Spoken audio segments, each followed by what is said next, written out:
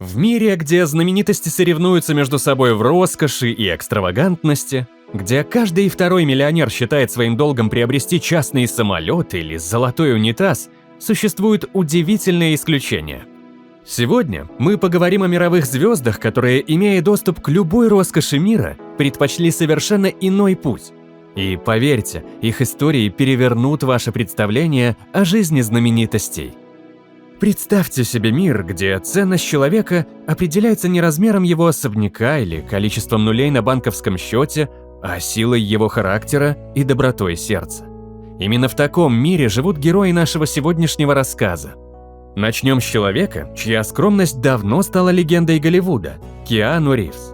Его история началась задолго до славы и миллионов, и чтобы понять его отношение к богатству, нужно вернуться в прошлое.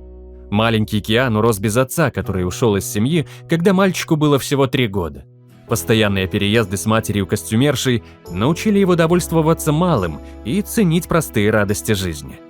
Но настоящие испытания ждали его впереди. Первым ударом стала смерть лучшего друга Ривера Феникса от передозировки наркотиков. Затем последовала еще более страшная трагедия – потеря неродившегося ребенка и гибель любимой Дженнифер Сайм в автокатастрофе. Эти события навсегда изменили его взгляд на жизнь и материальные ценности. Сегодня состояние Киану оценивается в $380 миллионов. Только за трилогию «Матрица» он получил более 200 миллионов.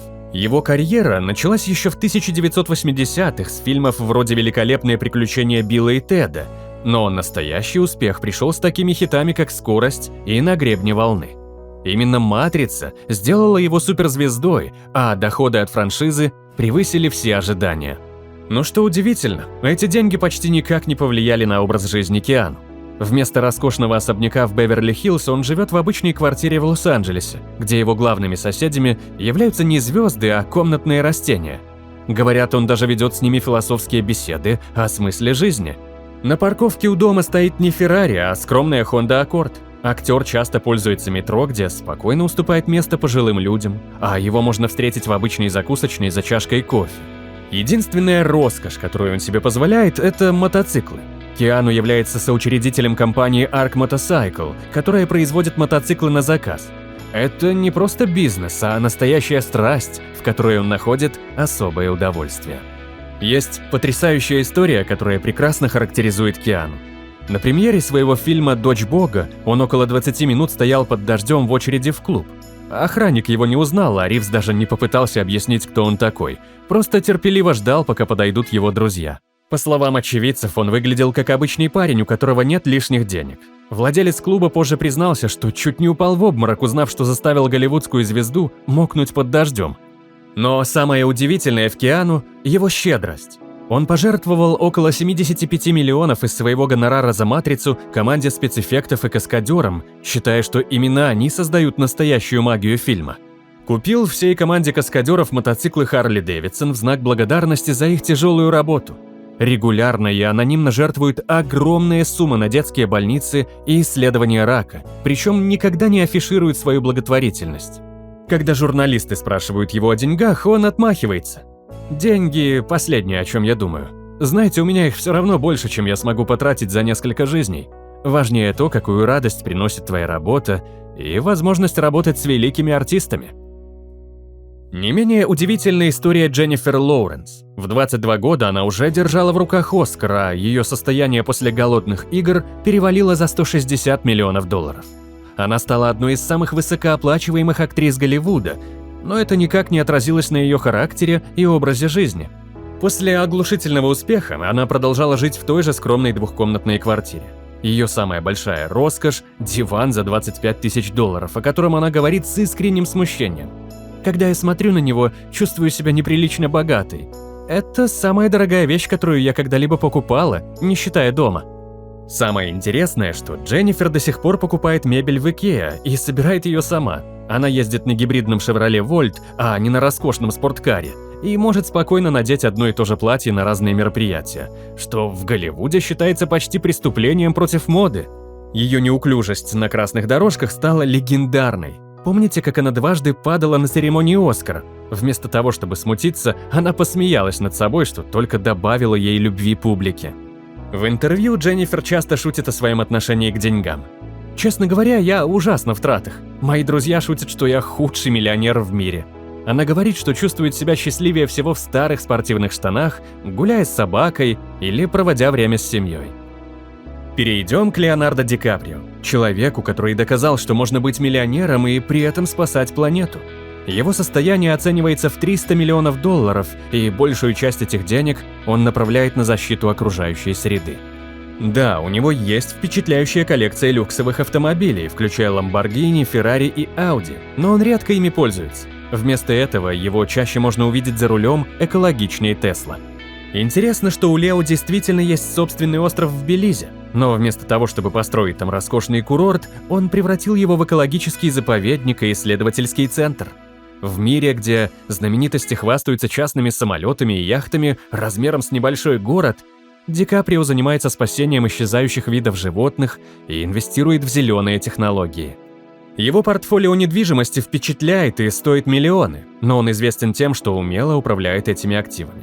Например, он продал свой дом в Малибу за $11 миллионов, получив прибыль в 10 миллионов. Это похоже на игру в монополию, только вместо обычных домов он покупает экологически чистую недвижимость. Благотворительная деятельность Ди Каприо поистине впечатляет. Он собрал более $80 миллионов на различные экологические проекты, включая защиту дикой природы и борьбу с изменением климата. Можно сказать, что он своего рода голливудский Робин Гуд, только вместо того, чтобы раздавать деньги бедным, он спасает планету. А вот история Роберта Паттисона особенно удивительна. После «Сумерек» его состояние перевалило за $100 миллионов. За последние фильмы саги он получал по 25 миллионов плюс процент от прибыли, что в итоге приносило около 40 миллионов за фильм. В 2013 году он занял второе место в рейтинге самых богатых знаменитостей Великобритании моложе 30 лет. Казалось бы, самое время начать жить как настоящий вампир-аристократ, но Роберт выбрал совершенно другой путь. Вы не поверите, но он до сих пор ездит на Chevrolet Silverado 2001 года, который купил за смешные $2100. Какое-то время он жил в крошечном арендованном доме в Голливуде, который больше напоминал свалку, с неработающим джакузи и бассейном, похожим на болото. Он выбрал это место именно потому, что оно было скрыто от посторонних глаз и позволяло избежать назойливого внимания папарацци. Сейчас у него дом получше, но по голливудским меркам все равно очень скромный. Испанский мини-особняк за $6 миллионов. Это звучит как большая сумма для обычного человека, но в мире, где его коллеги и актеры покупают дома за 50-100 миллионов, это практически студия эконом-класса. А его стиль в одежде заставляет модных критиков рыдать в подушку. Старые футболки, мятые рубашки и джинсы, которые явно видели лучшие времена. Он может носить одну и ту же одежду неделями и, кажется, искренне не понимает, почему это должно кого-то волновать. Для человека, который украшал обложки бесчисленных модных журналов, его личный стиль поразительно небрежен. «Я одеваюсь в то, что лежит ближе всего к кровати», — признается актер. «Иногда это означает, что я поднимаю одежду с пола. И каким-то образом он все равно умудряется выглядеть круто». После «Сумерек» вместо того, чтобы сниматься в больших блокбастерах, он выбрал путь независимого кино. Его роли стали настолько далеки от мейнстрима, насколько это возможно. Казалось бы, имея такие деньги, можно было бы выбирать только прибыльные проекты, но Паттисон предпочитает следовать своему сердцу, а не банковскому счету. Отдельного внимания заслуживает Райан Рейнольдс. Его состояние оценивается в $350 миллионов, а после продажи компании Aviation Gin за 610 миллионов в 2020 году он мог бы позволить себе купить небольшую страну. Но вместо этого Райан продолжает жить как обычный семьянин. Вместе с женой Блейк Лайвли они выбрали для жизни не гламурный Беверли-Хиллз, а тихий городок Бэдфорд, где купили уютный дом за скромные $5,5 миллионов. Каждое утро Райан, как самый обычный папа, развозит детей по школам на семейном внедорожнике. Никаких личных водителей, телохранителей или кортежей. Он говорит, что счастливее всего, когда находится дома с семьей, вдали от голливудской суеты. В интервью он часто шутит, что понятия не имеет, как правильно быть богатым. «Кажется, я делаю что-то не так. Все вокруг покупают яхты и частные самолеты, а я просто радуюсь, что у моих детей есть бесконечный запас моих дурацких шуток». Его чувство юмора проявляется и в бизнесе. Он снимает забавную рекламу для своей компании Mint Mobile, где часто высмеивает собственную славу и богатство.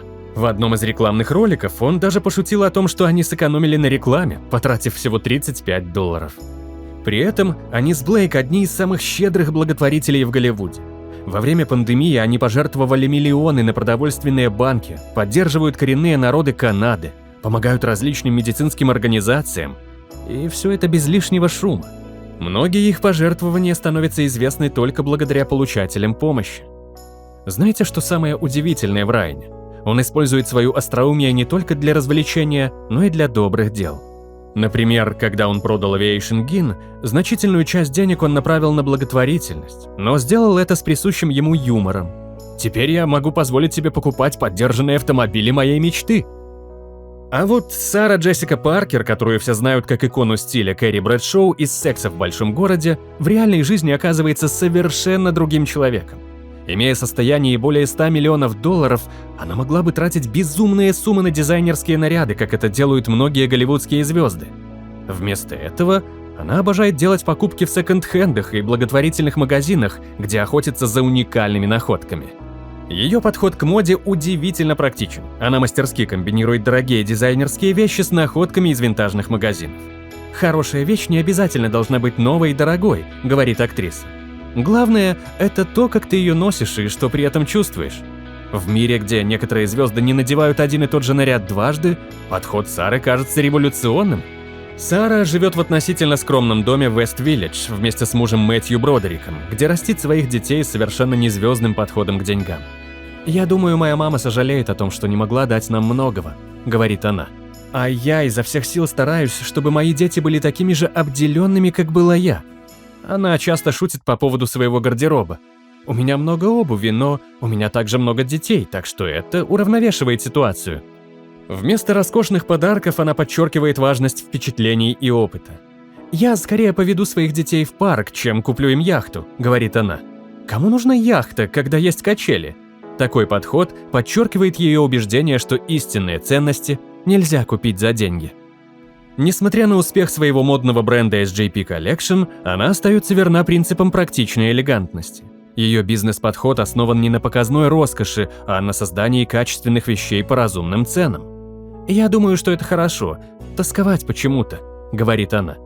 «Когда ты наконец получаешь желаемое, оно имеет особый смысл. Ты не относишься к обладанию небрежно». В нашей истории о скромных миллионерах Голливуда нельзя не упомянуть удивительного человека из Южной Кореи.